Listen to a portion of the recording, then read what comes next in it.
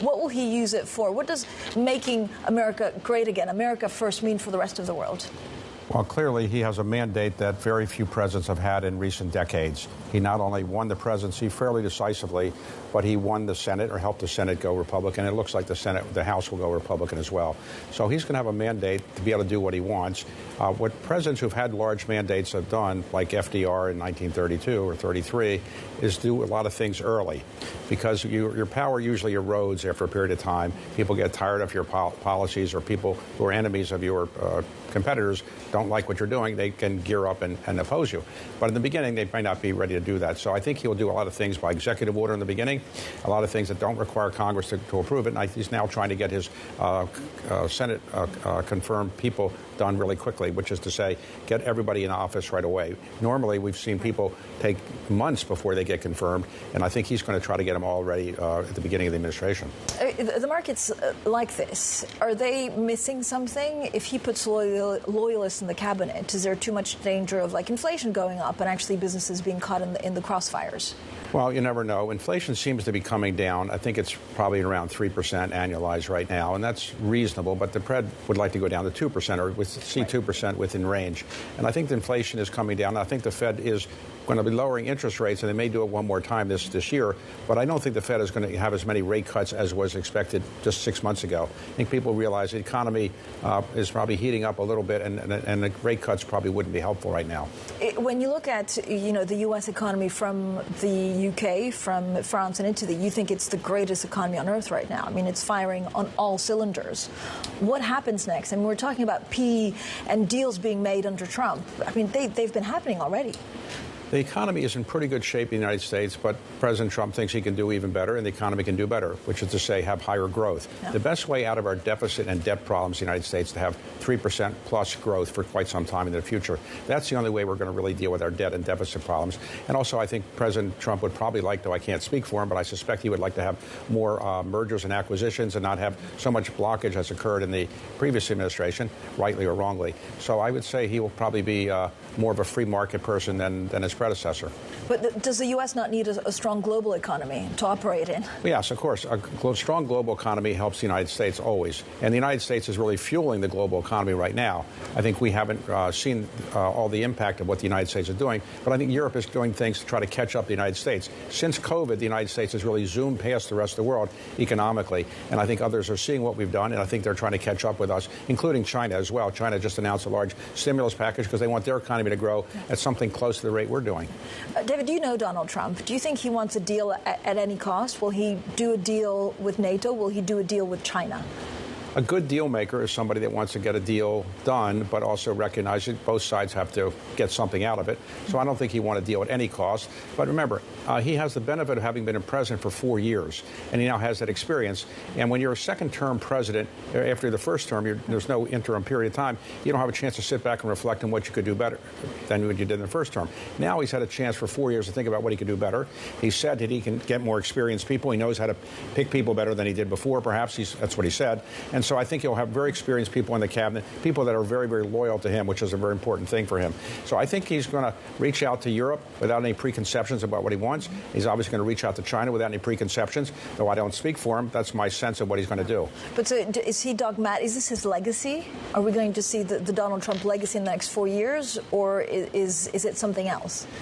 Presidents always begin to think about their legacy toward the end of their last term in office, and I suspect he will think about it. But right now, he wants to get things done. He made a lot of commitments to the American people in the campaign, and I think he wants to honor them, like all candidates do. And I think he really is serious about honoring these commitments. He said a lot of specific things he'd like to get done. Tariffs are a good example, and I suspect he'll follow through on it. Private equity will go. What does it mean for private equity in the U.S.? Well, private equity has been, I would say, stalled a bit in the last couple of years. There haven't been a lot of deals, haven't been a lot of IPOs. I think it's coming back now as interest rates go down, and I think the regulatory environment will be much better for private equity. So I think private equity will begin to see, as private credit has already seen, a pretty good increase in investor interest.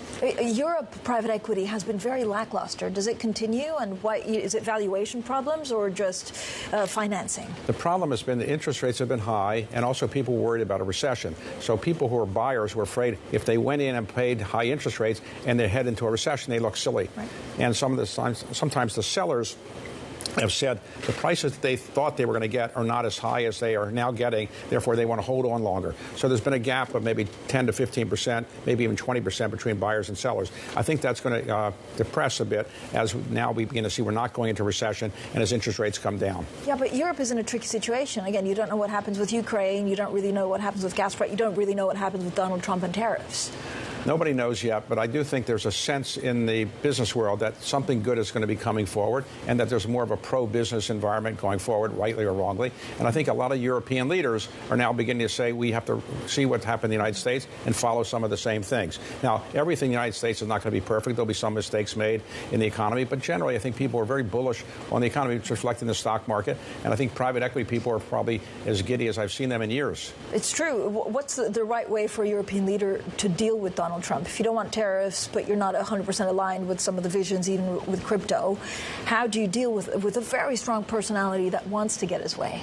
I think meeting with him one-on-one is usually a good thing to do. I think recognizing the political constraints that he's under, which is to say he made certain commitments, he's likely to honor them.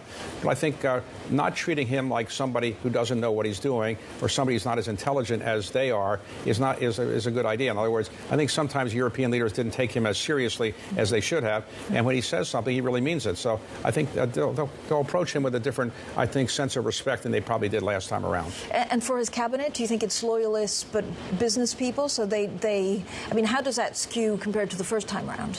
Well, the first time around, President Trump said he wasn't as experienced in picking people, and he picked some people he felt weren't as loyal as he would have preferred. This time he's picking people he says are going to be much more loyal, and people he's known for a longer period of time. Remember, when he was first elected, he'd never been in government before. He didn't really know all the people who were qualified to be in government. Now he's been around for 8 years, and now I think he feels much more prepared to be president of the United States in the sense of having experienced people around him who know what to do. But are loyalists dangerous if you're going in the wrong direction because there's no one else to say, Mr. President, wait, you're wrong on this?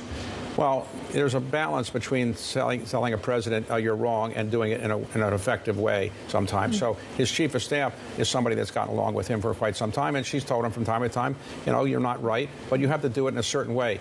Telling him he doesn't know what he's talking about and what he's doing is a big mistake is probably not the best way to approach it, be my guess. You have to use some discretion. But he's a smart person, and he'll get along well with his new advisors. And I think the Europeans and the Asians, leaders around the world, recognize him with much greater respect than they did before. Yep. They thought first time he was a bit of a fluke. This time they recognize he represents a trend and it's not just a fluke. What would you do if you were President Xi right now of China? Would you call him up and invite him to a military parade? I would try to see if I could meet him as soon as possible.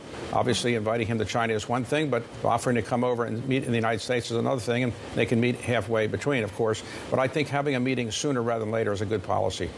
How's journalism? I mean, you ask great questions on your shows, and we're about to talk to, there's a new episode coming out on baseball.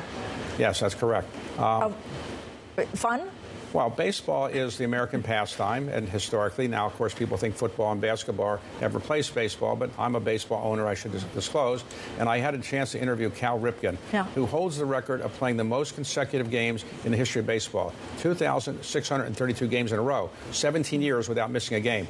It's pretty good. I never liked the idea because you were a small market team, you couldn't compete, because I think competition is in your knowledge. You're drafting, you get to draft, you get to sign players, you get to develop players. That's not all free agency that's happening.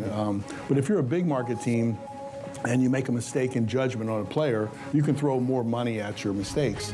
When you're a smaller market team, you have to be better at your baseball decisions.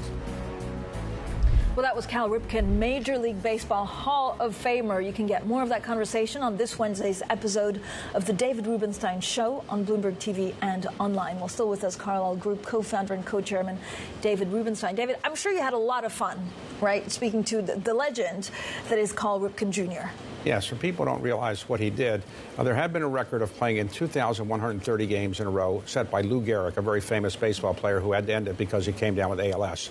And for some 30 years after that, nobody came even close to touching that record. But Cal Ripken played 17 years in a row without missing a game and barely missed an inning in 17 years. And, as you know, all of us who work generally get some illness at some point in time. But he was an athlete and went to work every single day for 17 years.